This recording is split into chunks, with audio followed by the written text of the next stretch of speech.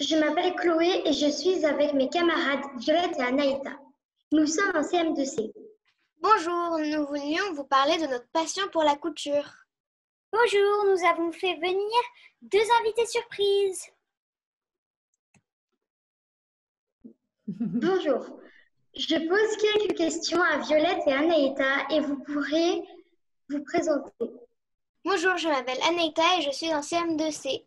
Bonjour, je m'appelle Violette et je suis en CM2C. Quand avez-vous commencé à apprendre la couture? Nous avons commencé à apprendre la couture un petit peu plus tard que la rentrée des classes.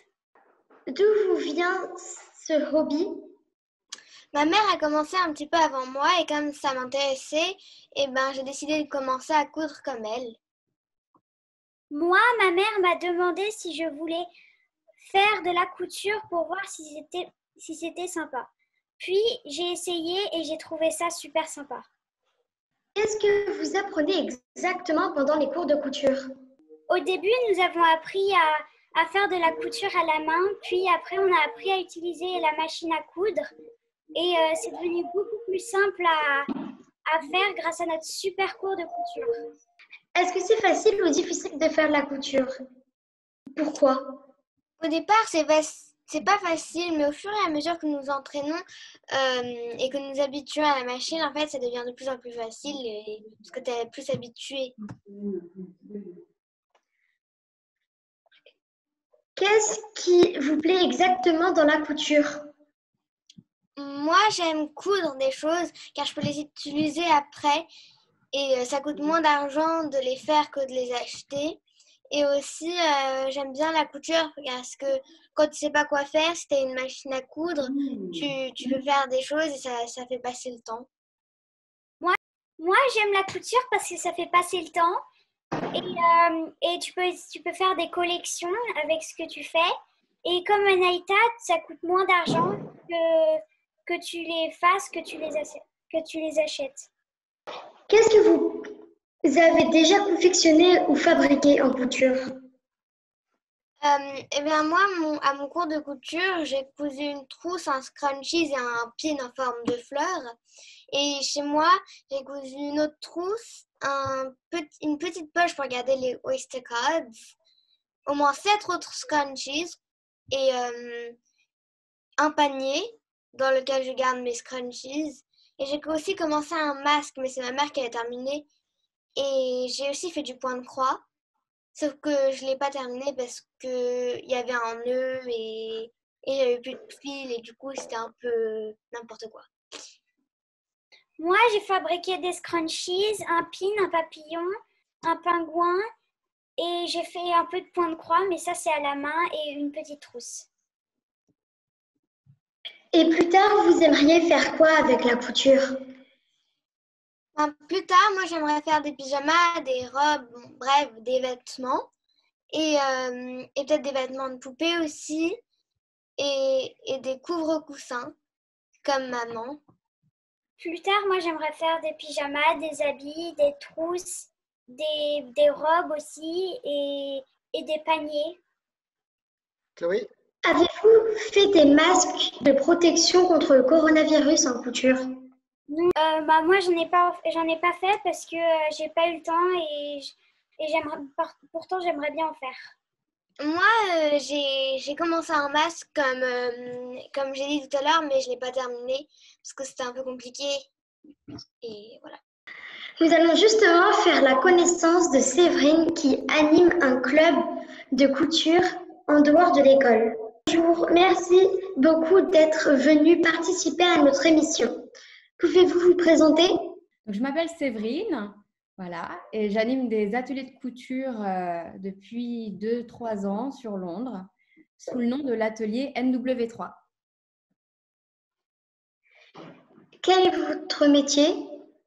Alors, à la base, je suis éducatrice spécialisée, mais en arrivant à Londres, j'ai voulu me lancer dans ma passion qui est la couture, et voilà, j'ai lancé mes ateliers.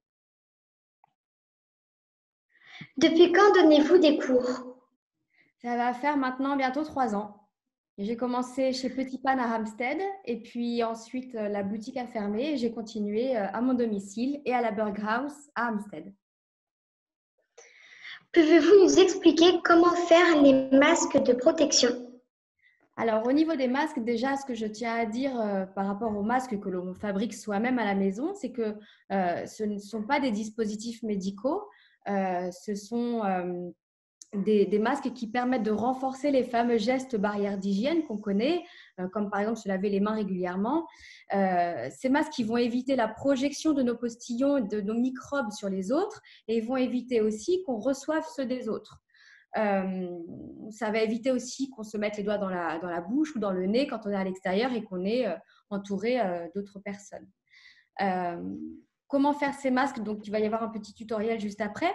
Mais juste au niveau du matériel, donc vous aurez besoin d'au moins 2 couches de tissu. Plus après, on a un peu du mal à respirer en fonction des tissus qu'on utilise. Donc, des tissus coton, jersey de coton, ça marche très bien. Et vous aurez aussi besoin d'élastiques pour pouvoir accrocher votre tissu derrière la tête ou derrière les oreilles. Mais en ce moment, ce n'est pas évident de trouver des élastiques. Donc, vous pouvez aussi enfiler des rubans dans la petite goulotte sur le côté et attacher votre masque derrière la tête, tout simplement. Voici justement un extrait de cette vidéo.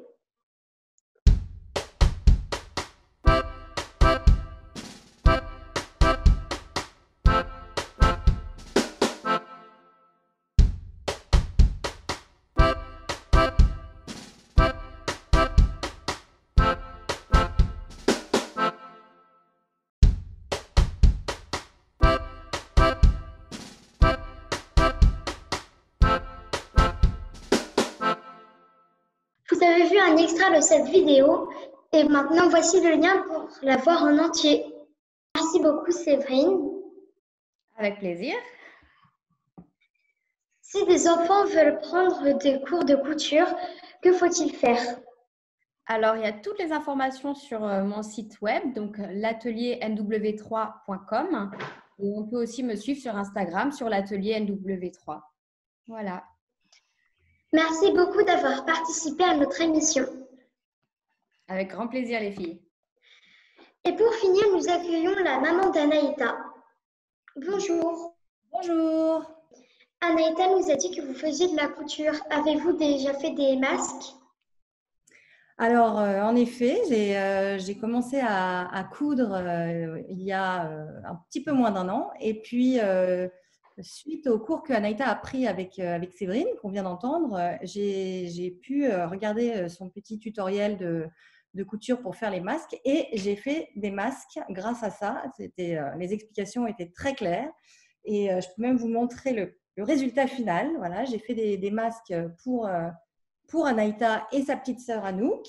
Voilà. Et puis j'ai aussi fait d'autres masques en suivant d'autres tutoriels pour faire un peu des essais de types de masques différents. Donc, j'ai trouvé d'autres façons d'en faire, comme ça aussi. Voilà. Donc, je me suis amusée à en faire pas mal. Est-ce que c'était facile? Non, alors c'est très très simple. Je dois dire que la petite vidéo de Séverine est extrêmement claire. Donc, si on a des notions de débutants de couture, on peut sans problème faire ces masques. Et en plus, il n'y a pas besoin de beaucoup de matériel. Donc, c'est vraiment très très facile de confectionner ces masques à la maison. Merci beaucoup d'avoir répondu à nos questions. Ben, merci de m'avoir invitée. Et voilà, notre séquence sur la couture est terminée. Au revoir. Au revoir. Au revoir. Merci.